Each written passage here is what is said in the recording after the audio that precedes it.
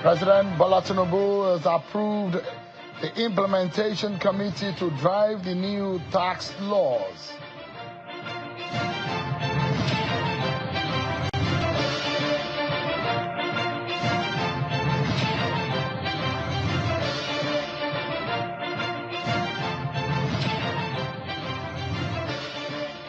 The former Attorney General of the Federation, Abubakar Malami, has been invited for questioning by the EFCC, and he's replied to say he will be available for the questioning.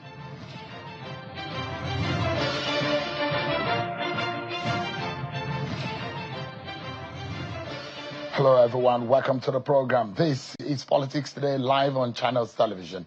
I'm Sean Wakimale right here in Abuja. Let's begin by what has become a major story today, and that's about the former Attorney General of the Federation, Mr. Abubakar Malami, who has been invited by the Economic and Financial Crimes Commission, the EFCC. The EFCC has summoned the past Attorney General of the Federation for questioning, and the agency's invitation was contained in a letter dated November 24th, fixed his questioning for Friday. The commission is investigating a case which they need to obtain certain information from the AG, the former Attorney General, which is captured in that letter. But replying them, the former Attorney General Malami says he will be available and he is cooperating with them on the investigation. Let's tell you about President Bola Tinubu's tax reform drive. He's now set up a committee to drive the implementation of the new law. The president today approved the establishment of the National Tax Policy Implementation Committee. This committee is to be chaired by Mr. Joseph Tegbe, who is to ensure the implementation of the administration's landmark tax reforms in line with the economic aspirations of the government and the people of Nigeria. It is expected that will enhance the revenue mobilization, minimize leakages, and reinforce accountability, thereby strengthening the government's fiscal sustainability and national development objectives. So much for us to discuss tonight, and we'll be breaking those issues down for you.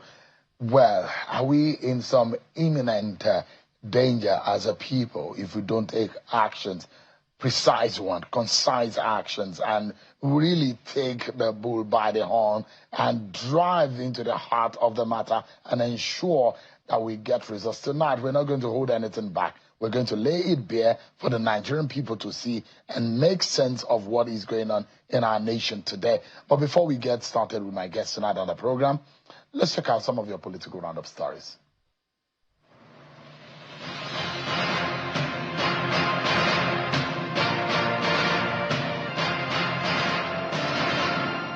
African countries have been called upon to stop lamenting and agonizing over their inability to provide basic needs for their populace, but make use of divine-given natural resources to turn around the fortunes of their country.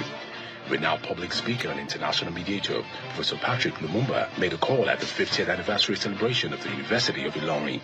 According to Lumumba, Africa remains the only continent where academics are undervalued, while politicians become multimillionaires, a situation which he emphasized must change for the continent to progress. One of the things that we do in Africa, and if there was a gold medal in that regard, Africa would win on a daily basis. Lamentation. Agonization without organization. The time is now.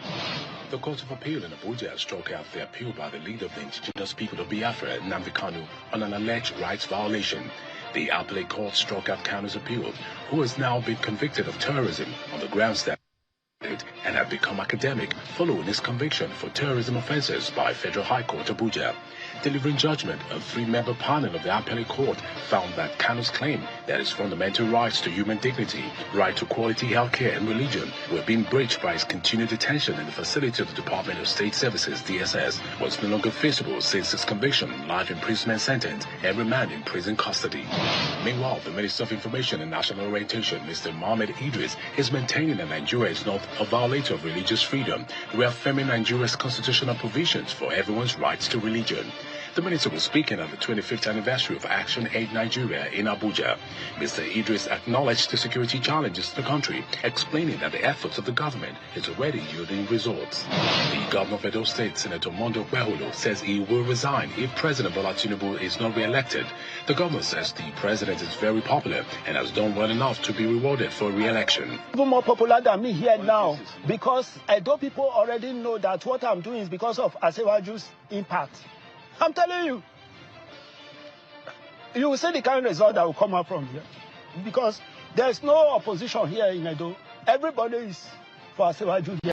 In Ekiti State, the Independent National Electoral Commission, INEC, has called for the collaboration of stakeholders in the state and joining them to intensify efforts asking the eligible citizens to register for the ongoing continuous voter registration CVR exercise in Ekiti State. The state resident electoral commissioner, Dr. Bumi Omoshe Idemi, made the spleen at Ado-Ekiti, the state capital, during a stakeholders meeting held at the commission's headquarters at Ado-Ekiti, the state capital.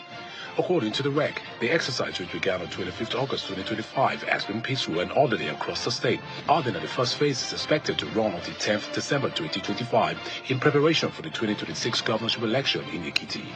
Lastly, the former vice presidential candidate of the Labour Party, Mr. Dati Baba Ahmed, is asking the Abure-led National Working Committee to pursue a holistic reconciliation process ahead of the 2027 general election.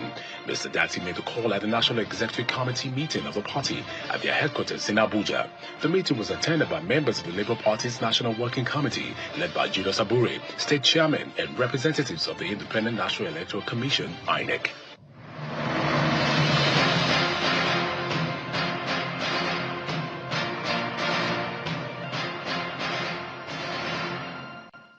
Thanks so much, everyone, for staying with us on the program. There is a local problem and there is a regional problem. International, global issues are putting pressure on Nigeria domestic problem. And so let me give you a perspective. On one hand is Donald Trump, who went on social media and is threatening, or well, there's some people who have perceived some of his statements as a threat when he says he will come gun blazing. It's going to be swift, sharp, and sweet.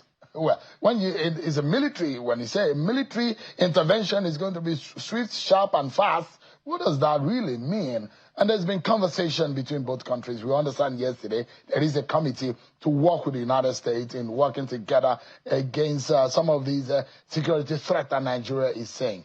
That on one hand. On the other hand, in 5 years, we've seen 10 military coups in Africa, especially in parts of West Africa where we belong. I'm going to be showing you how the map, whatever you see in red, are the countries that are experiencing a military intervention at the moment. If it's not scary, it's worrisome because, you know, the danger line is dropping gradually, and where it's dropping from, we need to be worried about it. Now, if you look at Mali, Tunisia, Guinea-Bissau, Guinea-Conakry, Burkina Faso, Chad, and you will see that it is drowning the West African region. Now, there are lesser or also, I mean, well, I don't know, maybe in equal measure, we have countries under military coup and country that is under democratic rule in West Africa. Now, there are interventions of other leaders on the West African region to say, what exactly can we do? What is the implication for our security? The spiraling and the spiking insecurity challenge that we see. Don't forget what happened in Libya, what happened in Tunisia, what happened in Egypt impacted heavily on what we saw in the northeastern region of our country. Whether you like it or not, it is a reality. How do we deal with this? Let's talk about this, everyone. I'm being joined by a security consultant. Dr. Kabiru Adamu is live for us here in our studio. Thank you so much, Dr. Adamu, for joining us tonight on the program. My pleasure. Are you worried about that map? I just showed now. Extremely worried. The movement is coming really, really closer home. And apart from that, the fact that consequences of military dictatorship, as it were, is having an impact on our internal security. Most times when these coups happened, we suspend those countries, and the kind of relationships we have, including defense relationships, sometimes suffers. Our borders become more porous, And in the long run, they have an effect on our own national security. So it is disturbing. The other consequence, which is not always spoken, is what happens on social media. All of a sudden, you see social media portrayal through disinformation, misinformation of this leadership of these military juntas as superheroes. And then they now have followership within those countries where democracy is thriving, unfortunately, including Nigeria. And so, yes, it is disturbing. I mean, for a country, out of about 60-something years of our existence, we spent nearly 3 decades in and out military interregnum, and we know the consequences of military regime in our country. And just a few weeks ago, we know some of the rumors, the arrests that have been made, the raids that have been made around a possible military coup threat in Nigeria. Now, coupled with some of the security challenges that we have, if you were in President Bola Tinubu's shoes, what kind of worry or kind of pressure or what kind of action would you be taking right now? Because he's not only a leader on the continent, either he's a leader of ECOWAS or not. By the virtue of the size, the economic capacity of this country, the history of this country on the continent, President Bola Tinubu is a leader in this country. What would you be doing? Shehu, Nigeria is a regional hegemon. Whether we want to take it or not, we are a regional hegemon. And so our actions determine a lot of what happens within the region. Number one, we need to play catch up. We've not appointed ambassadors in a lot of these countries in the sub-region, and so a gap has created that is being filled, unfortunately, not by players within the region, but players from the West, to an extent the US. France has exited, but then you now have Russia and you have China. And disturbingly, you have countries like UAE, you have Turkey, that are filling the spaces that we've left vacant. And this would also have consequences on us. So we need to play catch up, immediately fill up those gaps, and then use our soft power. We've got economic magnets like Dangote, BOA, and the several others that we could support to support the kind of diplomacy that we need to do in those regions to reduce the influence of those countries. So that's number one. Number two, we need to look closely at the socio-economic consequences of the economic reforms that the president has taken. You mentioned 30 years of military, interregnum. For anyone who is below 30 years, he may not have experienced that. So Gen Z, the same movements that we're seeing, protest by Gen Z in other parts of the world, where there is nothing at the moment telling me that the Gen Z in Nigeria understand the consequence of a military dictatorship, because I see them supporting the dictatorship that is taking place in Burkina Faso, in Mali. They see those military juntas as heroes. So again, some of the movement and some of the agitation started on social media. Exactly. And that's why any government across the globe, and the government of Nigeria, needs to be worried about the kind of conversation that is going on social media. Be sensitive to it, isn't it? Exactly. In today's world, in what is called OSINT, sentiment analysis is extremely strong. I'm not sure if as a country we've embraced sentiment analysis and we're able to understand trends within social media. So it's absolutely important that we pay attention to that. And then more importantly, to address those drivers. Inclusion, I think, is absolutely important. Political consensus sometimes is lacking, and perhaps in the course of our conversation we can dig deeper into political consensus. The disparate nature that we're seeing politicians approaching issues, including recently one of the opposition parties calling for the same military strike that you referred to earlier on. So it tells you the desperation of what some of these politicians can do. When this issue of Christian genocide started, there was enough evidence to suggest that certain persons did go to America to actually advocate for it. So geopolitics is of critical importance.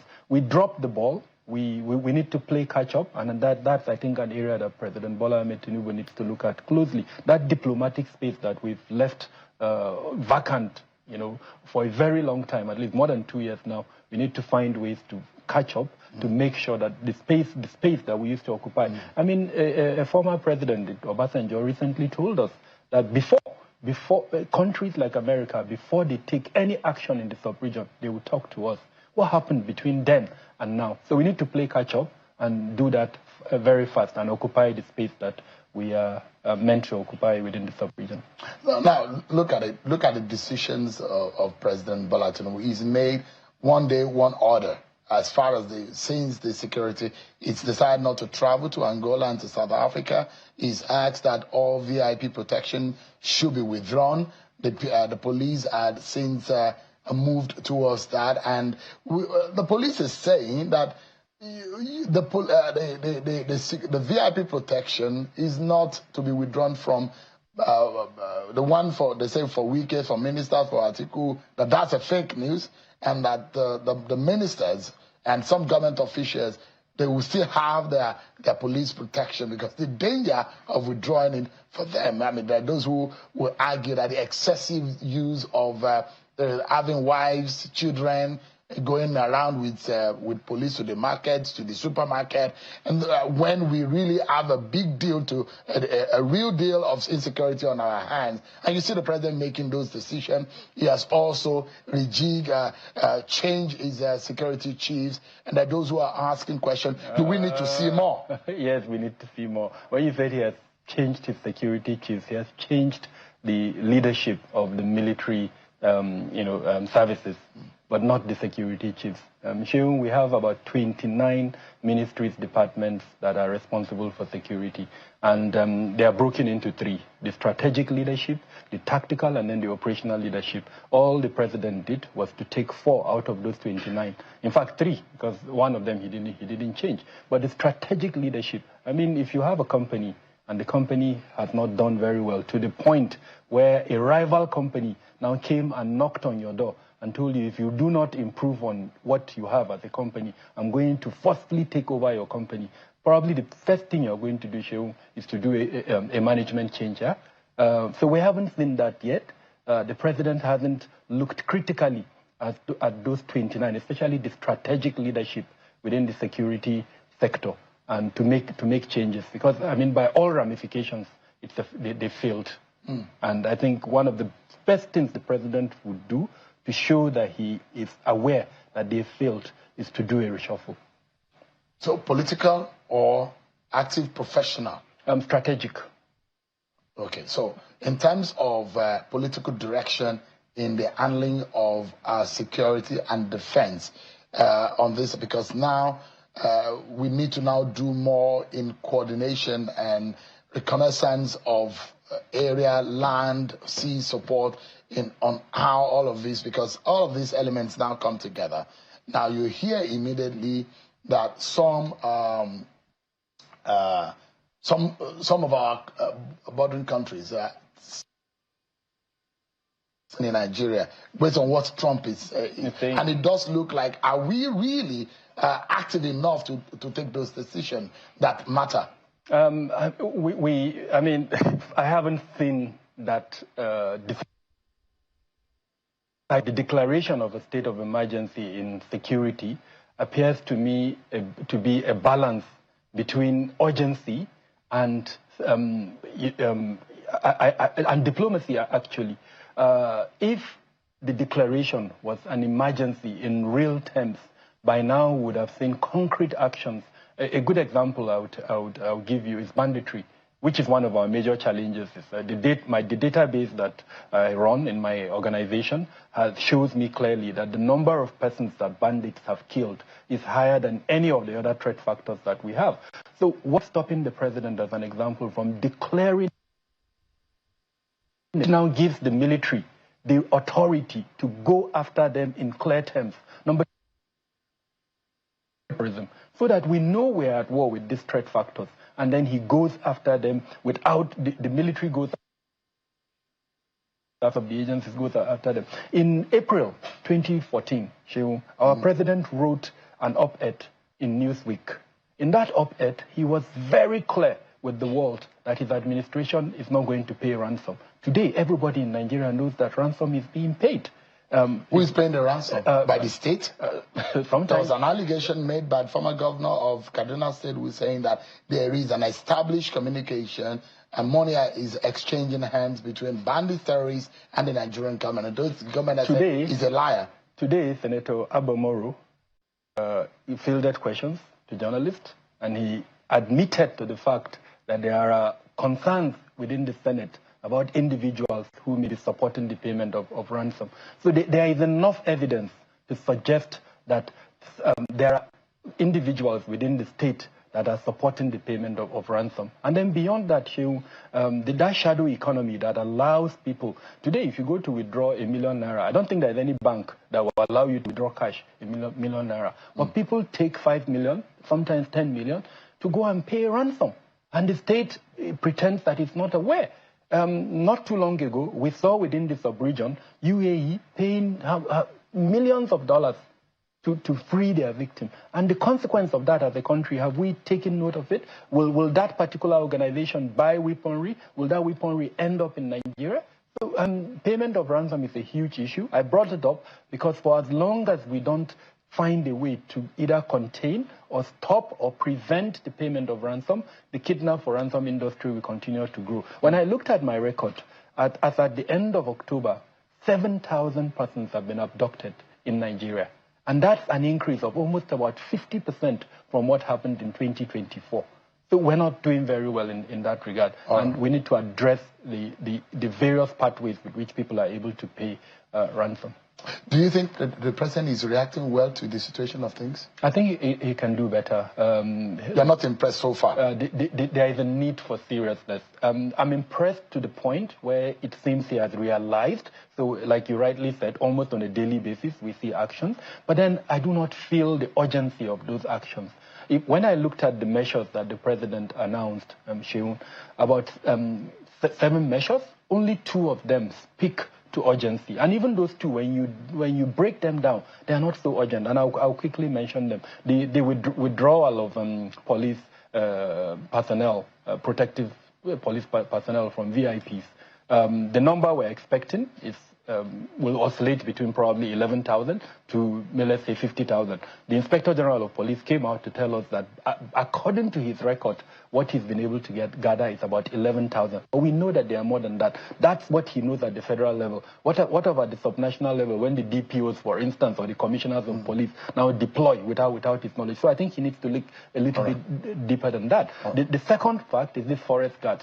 The last time we were told that 24,000 of those forest guards have been trained. 24,000 is a little bit too small to man the forest that we have at the moment. So the urgency of those matters, I'm not seeing it. If it's going to be urgent, we need to see drastic measures. And I gave you 2 examples. Declare war on banditry, declare war on terrorism. And then in very clear terms, ask the military and the other security agencies to produce a plan to end these two issues. I don't want you to give too much, because I know that you are on ad copy at 8:30, and a lot of people are watching out for that, and that exclusive interview with you later on tonight.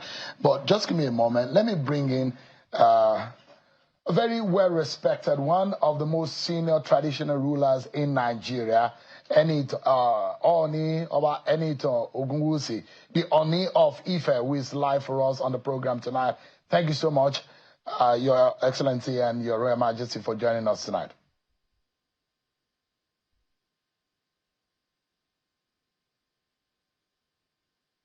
Hello? Can you hear me, sir? Yes, I can hear you. Great. Thank you so much for joining us tonight. I saw that a lot of your colleagues in the traditional system joined governors in the southern region of the country. You met in Ikperu, and we will imagine that the exigency of time has called for that kind of meeting. What did you discover? Because there are talks about the imminent danger that our nation has been drawn in. Now, it brings the importance of the traditional stools and the traditional rulership in this country. How urgent must we now take some of these decisive action that you agreed on in Ikperu?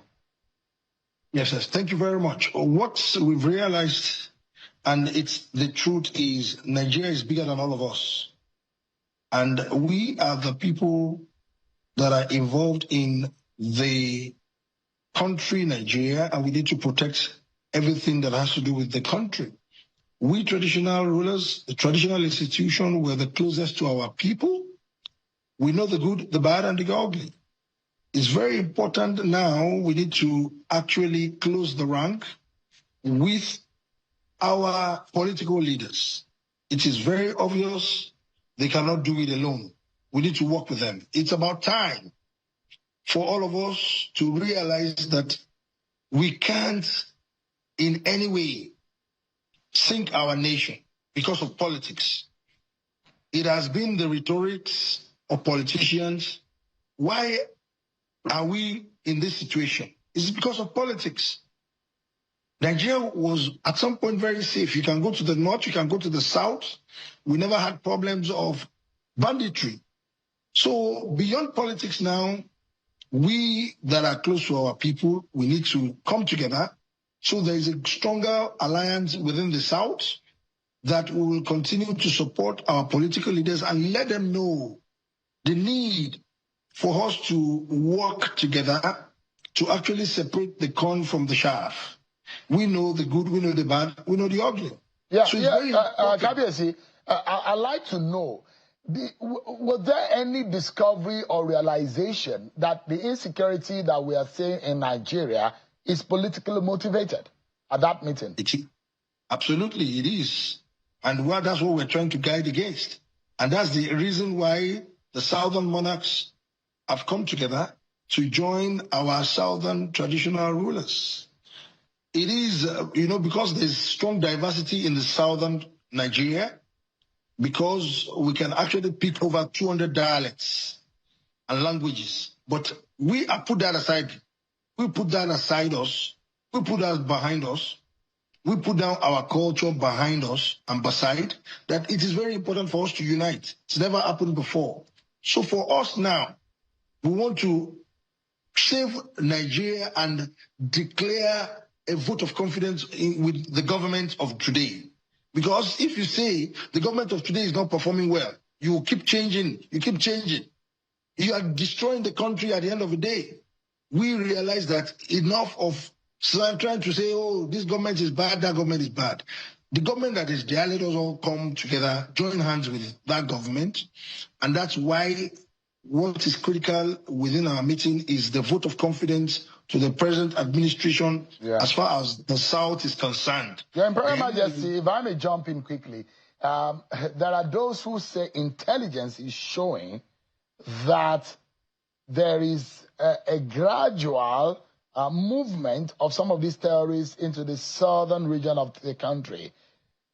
Is that what you have discovered? Are you worried as a leader? Yes, we have discovered that. And that's the truth. And that's the reason why we are coming together.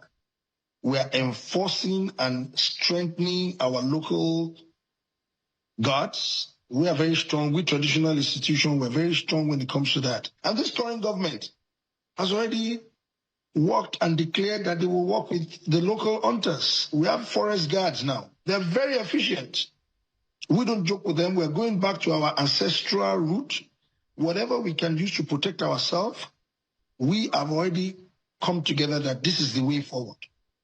Are you going to, for a moment, think about getting, and they were very, very instrumental into the security in some part of Southwest, the OPC, Odua People's Congress, and so there are other hunters associations here and there, and I know that the Yoruba culture is such that you have a Balogun who leads the hunters in case there is any incursion. But a lot of Yoruba land, a lot of communities in Yoruba land in the Southwest region have now been badly decimated by some of these bandits.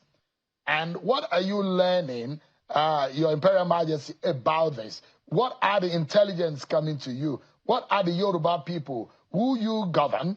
What do they need to know? Is there an imminent danger on the race or your people? Absolutely, for both the race and our people, because we are very accommodating. If you see southwestern region of our country. We're the most accommodating. You see the blend of all ethnics in Nigeria within the southwest region. So for us, we are facing it headlong. We have intelligence information.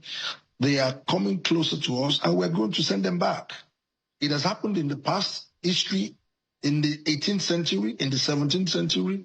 We have actually done that. We've never been conquered, and it's not going to happen again. So that's the reason why we are aligning with the political class, which is our governors, that we are behind you. Leave us to our people. We are close to them. We will work together to guide them. We understand our forest very well through our people, and we will continue to just back us up. And so far, so good. We've all aligned for that. And that's what we're doing. It's not negotiable, and we're not going back. We have to save our... Give me a moment, please. We're due for a break. We will be back in a moment, but I must thank you so much, Dr. Kabiru Adamu. Interesting times that we're in. We're looking forward to that conversation on hard copy later tonight at 8:30. But thank you. Thanks so much indeed. But when we come back also, our continued conversation with His Imperial Majesty. And of course, we will be getting to talk with the man who is in charge of research and development of our satellites. I was asking a question yesterday, where are our satellites? The Director General of NASRA, Dr. Matthew Adekwaju, will also be joining me after this break, everyone. Join us again.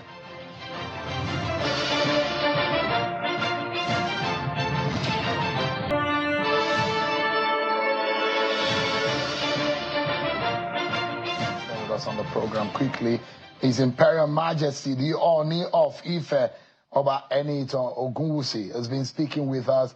Finally, Kabiyesi, what should Nigerians be expecting? Because it does look like this government is getting a lot of support from southern leaders, governors, and people like yourself and traditional rulers.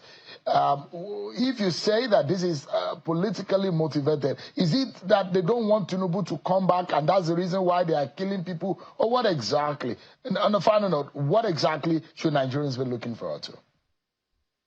Well, God has brought our leader, the current president, President Bola Ahmed Tinubu, by providence to lead us. But we, traditional rulers, are not talking of politics. We're talking of to save our people and save our race. That is way beyond politics.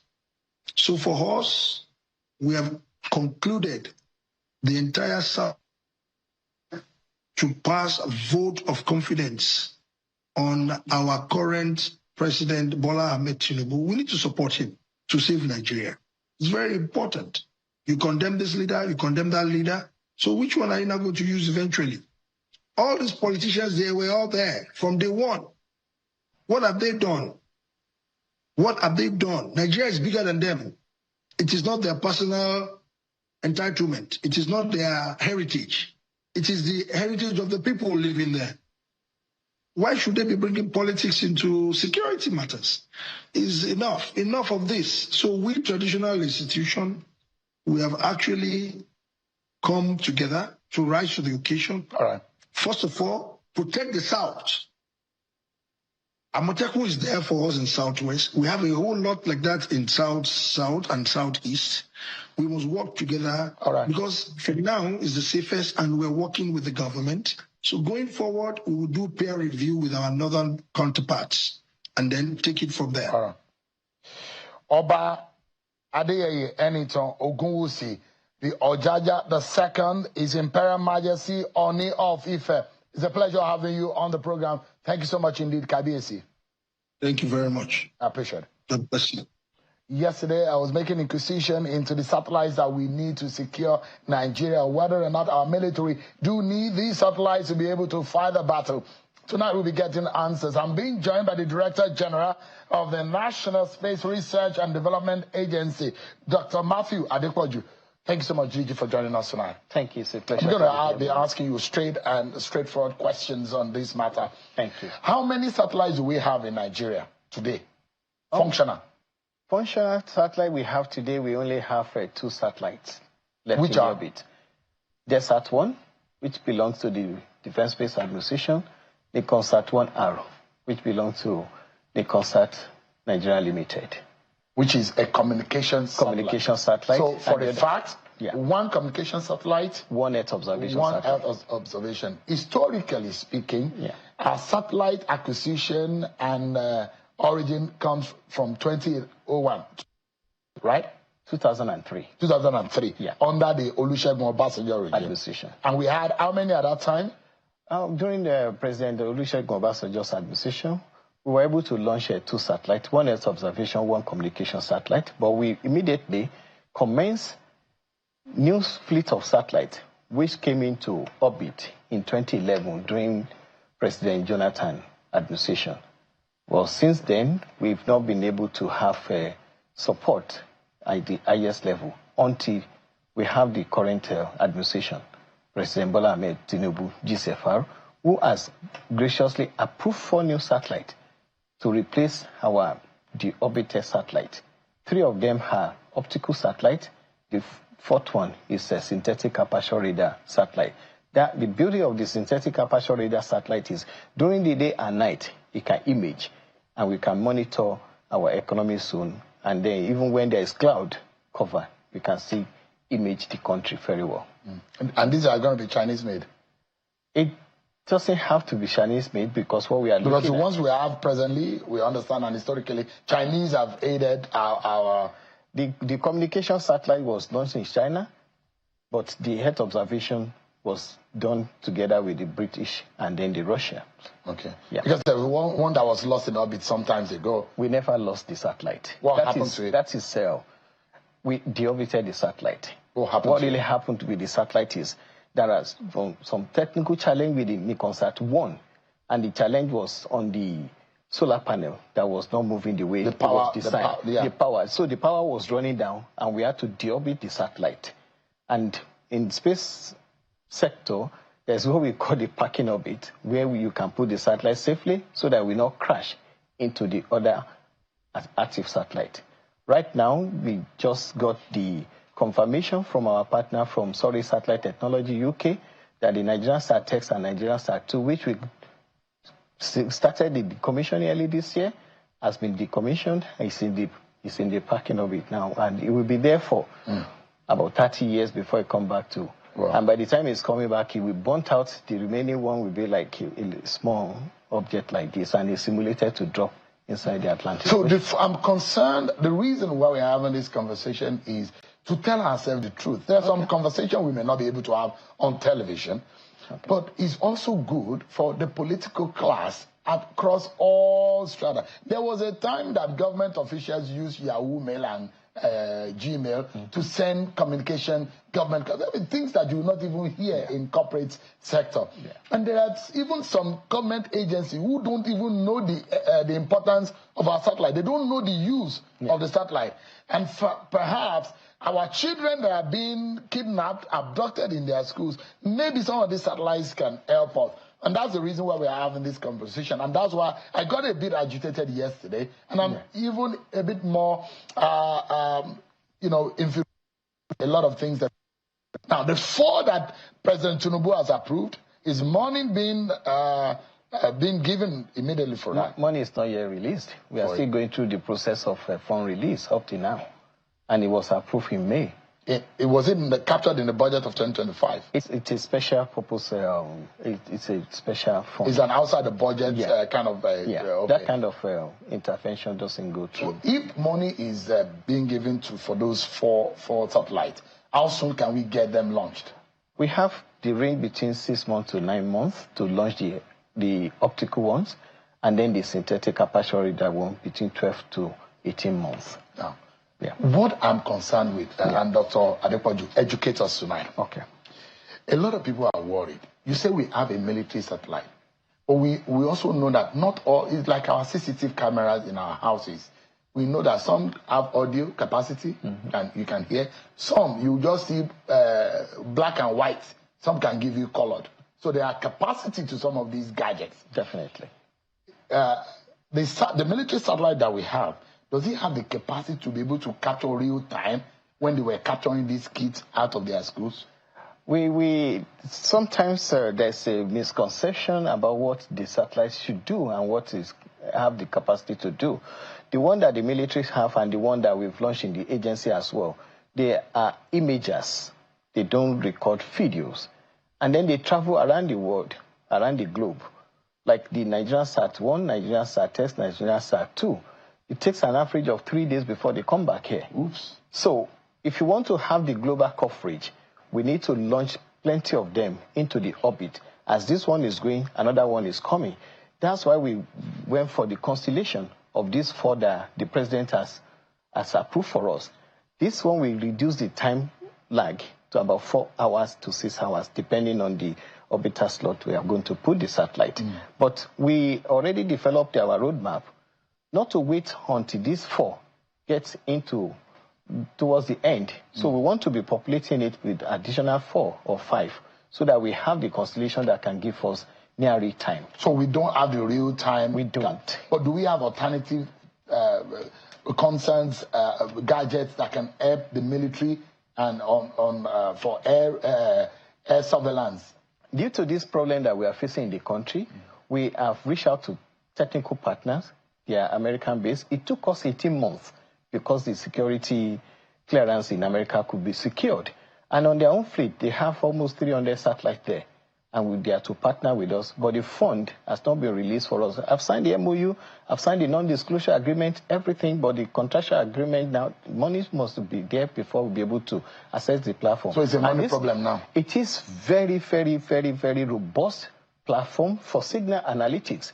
We can actually even listen to some of the things that the terrorists are doing. Most of them, it breaks my heart when the state government shut down all the communication platform on our mobile, because most of them are not actually making communication through mobile. They are making it through the satellite platform. The terrorists are using satellite to communicate? Yeah, I know that one for a fact. Give me a moment, Dr. Adepoju. Yeah. We'll be right back to conclude with Dr. Adepoju on these issues. Stay with us, everyone.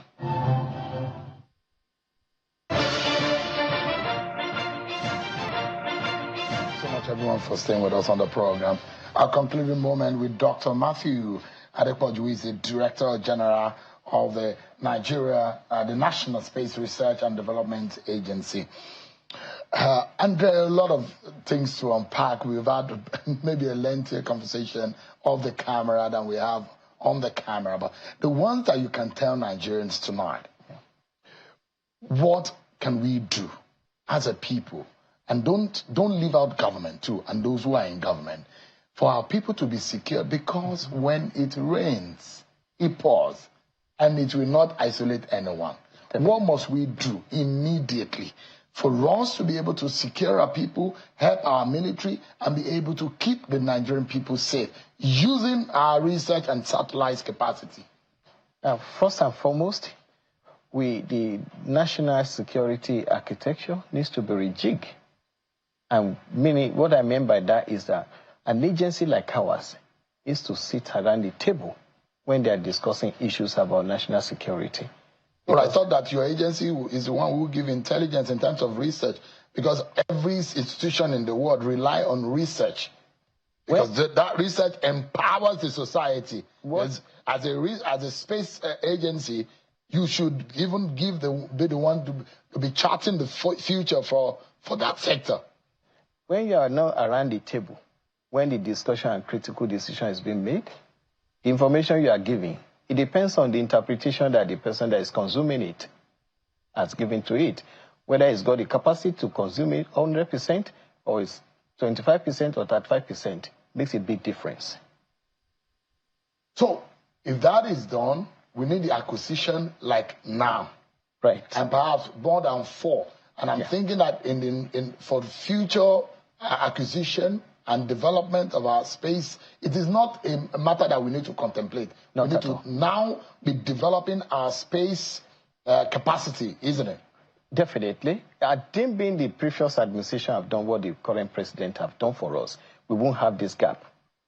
Because before one mission is completed, another mission is launched, and then we have it in the orbit, so that we keep reducing the time frame for the return. Are we even planning to go to space? We even have a program about with partnership with Sarah for first Nigerian astronaut to be in the orbit. So, and then we are actually doing the selection process now. And then we established we are the only one that is running the full breadth of the space program in Africa. Yeah. Dr. Matthew Adepoju, the Director General of the National Space Research and Development Agency. Without having to divulge too much, but Nigerians are now aware of where we are, what we need, and where we need to be. Definitely. Thank you so much indeed for your time. Thank you. And I appreciate it. Thank you. Well, thank you so much, everyone. It's been a week of intense conversations around security. Like I said yesterday, the love of country is right here. And I expect that all of us need to come together. And I'm hoping that the president will now try to convene an expanded National Security Council to have everyone on the table. It's a time for us to shake things up and get our country moving and fortify security-wise. None of these elements should be able to shake us and distort our progress as a people. Thank you so much, everyone, for watching. I'm Chinua Kimale. God bless Nigeria.